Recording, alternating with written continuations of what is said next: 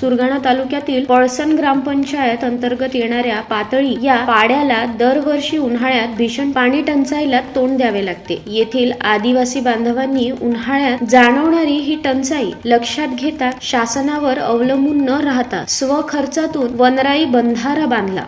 आदिवासी शेतकऱ्यांनी नार नदीतून वाहून जाणारे पाणी अडवून वनराई बंधारा बांधला। यासाठी गावातील काही शेतकऱ्यांनी त्यांचा ट्रॅक्टरची मदत केली। यासाठी प्लास्टिक कागद वापरल्याने पाणी गळतीही होणार नाही। या वनराई बंधाऱ्याचा गावातील शेतकरी वर्गाला कपडे धुण्यासह इतर वापरासाठी तसेच महत्त्वाचे म्हणजे जनावरांना पाणी पिण्यासाठी फायदा होणार आहे। हे पाणी अजून 2-3 महिने पुरणार आहे। हा वनरास बंधारा तयार करण्यासाठी पातळी येथील काळू गवळी, युवराज कुंवर, सतीश गवळी, काशीबाई गवळी, काळीबाई गवळी, लक्ष्मण चौधरी यांच्यासह अनेक ग्रामस्थांनी 3 ते 4 दिवस परिश्रम घेत हा बंधारा बांधला। याबाबत पंचायत समितीच्या वरिष्ठ अधिकाऱ्यांनी या उपक्रमाचे कौतुक केले आहे।